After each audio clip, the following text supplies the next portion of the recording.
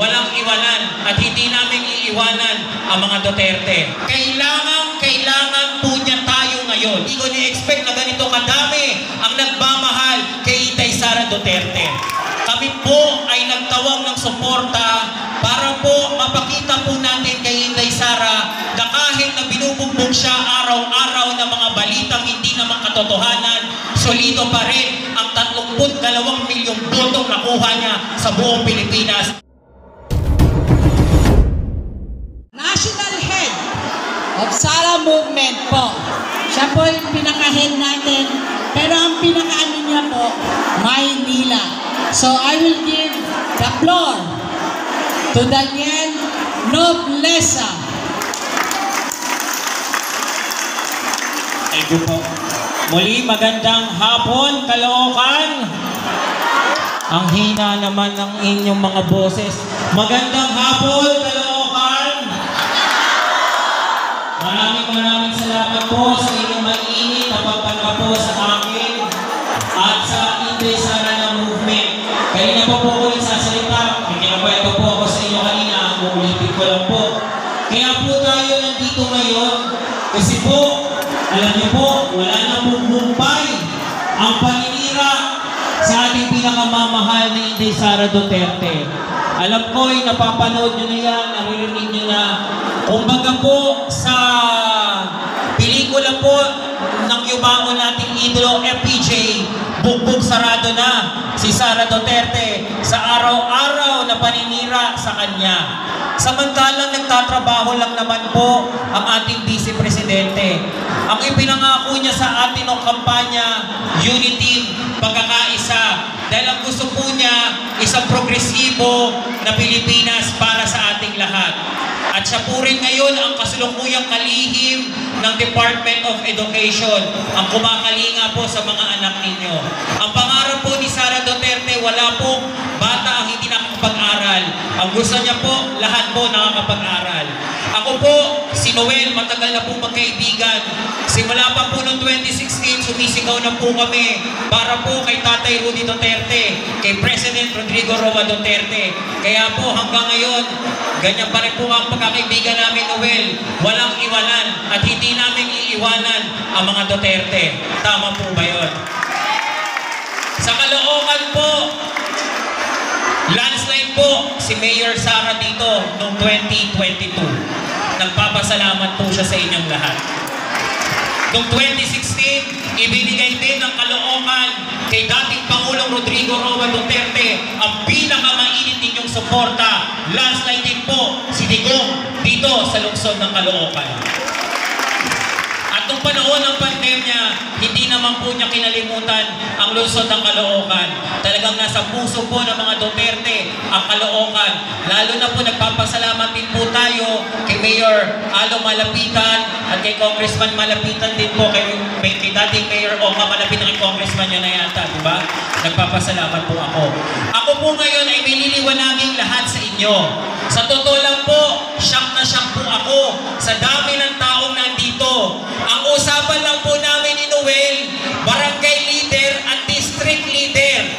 Tatlo lang po ang distrito ng Caloocan. Tama ba ako, Noel? Tatlo lang. Kami po, ako po, Batang Tondo. Kapitbahay ko po si Yorme Isko, kung kilala niyo si Isko Moreno. Kami sa Maynila, 6 ang distrito. So expected ko, ganito kami sa Maynila. Pero sa Caloocan, hindi ko ni-expect na ganito kadami ang nagmamahal kay Inday Sara Duterte. Nagpapasalamat po ako sa inyong lahat. Ito lang po muna ang aking gustong sabihin sa inyo. Wala pong kinalaman ang opisina ni Inday Sara Duterte sa nagaganap ngayong araw. Paki-record nyo po yan. Wala pong kinalaman ang opisina ng ikalawang Pangulo sa ginagawa po natin ngayong araw. Wala pong kinalaman ang Department of Education sa ginagawa natin ngayong araw. Wala pong kinalaman si Inday Sara Duterte sa ginagawa po natin ngayong araw. Okay, maliwanag lang po. Baka kasi po, meron pong mag-mislead na naman sa social media, sa TikTok, sa Facebook, sa YouTube. Wala pong kinalaman sila dito. Kami po ay nagtawag ng suporta para po mapakita po natin kay Inday Sara na kahit na binubugbog siya araw-araw ng mga balitang hindi naman katotohanan, solido pa rin ang 32 milyong botong nakuha niya sa buong Pilipinas, lalong-lalo na sa lungsod ng Caloocan. Tama po ba yun? Ang sakripisyo ng volunteers, yan po ang nagpapanalo sa politiko. Ang init po ng suporta ng volunteers, yan po ang sandigan ng isang politikong nanunungkulan dapat ng tama at wasto. At hindi po kayo nagsisisi dahil si Sara nanunungkulan sa atin para ibigay at ipaabot ang inyong mga gusto sa kanya. Hindi nga lang po siya nandito dahil una sa lahat po, hindi po ito opisyal na programa ng OVP o ng Department of Education o ni Inday Sara Duterte. Ito po ay opisyal na programa ng Inday Sara ng movement. Bakit po ba tinayo ang Inday Sara ng movement? Ito po ay nagkakaisang grupo na buo, solido at hindi bibitaw ang suporta kay Sara Duterte. Kailangan po niya tayo ngayon. Una, ang kailangan niya ang dasal ng sambayan ng Pilipino. Dahil kung ang sambayan ng Pilipino nagdadasal, bibiyayaan siya ng Panginoon ng mas malakas na puso at isipan na matalinong mag-iisip ng mga programa para sa mga Pilipino. Pangalawa, ang walang humpay ninyong suporta na kahit sa kwentuhang inuman, kwentuhang bingguhan, kwentuhang kanto lang, na pag-uusapan niyo pa rin ang mga mabuting nagagawa ni Sara Duterte sa ating lahat. Alam po niya yung mga kahilingan ninyo. Unti-unti niya po niyang gagawin at tutuparin. Tinutupad na po sa Department of Education, sa OVP rin po, kahit po binabatikos po siya tungkol po sa confidential funds. Alam niyo po ba ang confidential funds na sinasabi nila na binabatikos sila kay Inday Sara? Kung kayo po ay nakapunta na sa OVP, may mga satellite offices po na tinayo si Inday Sara Duterte. Bakit po niya itinayo yun? Kasi nakita po ni Inday Sara na kailangan pa po ba ang isang mamamayan sa Tawi-Tawi pumunta sa Maynila para lang magsubmit ng mga medical abstract para humingi ng tulong sa kamag-anak nilang naghihingalo sa ospital. Binigay ni Inday Sara ang mga satellite offices para po hindi na ho kayo mahirapan. Dito po sa Caloocan, ang pinakamalapit pong satellite office, dito po sa may Road 10. Sa may Road 10 po, dyan sa may Tundo.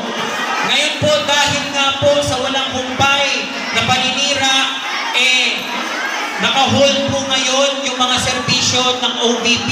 Yung medical tsaka burial assistance po, wala muna po, kaya wag muna po kayo magdadamdam.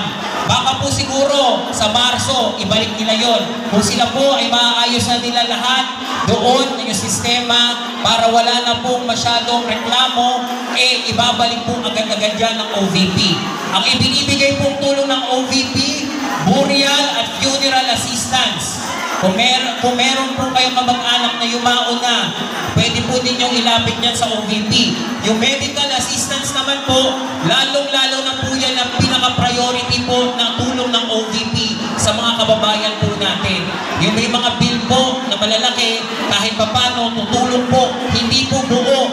Gusto ko pong ipa-intindi sa inyo na hindi po porket pumunta tayo sa isang opisina, buo na po niyang i-absorb yung bill natin.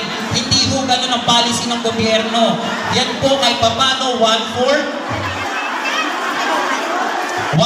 po ay tutugunan ng opisina ng ikalawang Pangulong Pilipinas. Nandiyan naman po ang PCSO, ang BACOR, ang DOH na pwede nyo pa rin pong lapitan. Pero meron po talagang pinakagusto ng programa si Inday Sara Duterte. Yun ay mga kabataan, yung mga anak po natin na makapag-aral sila. Nakita nyo naman po, walang humpay po ang pag-iikot ni Inday Sara, lalo na po doon sa mga malalayang lugar na makapagtayo po ng mga eskwelahan para sa mga kabataan, para lahat po ng mga anak natin papasok. Yun lang po yung biyayang na hindi mananakaw sa kanila. Ang kayamanan natin na may papamana sa mga anak natin, yung edukasyon.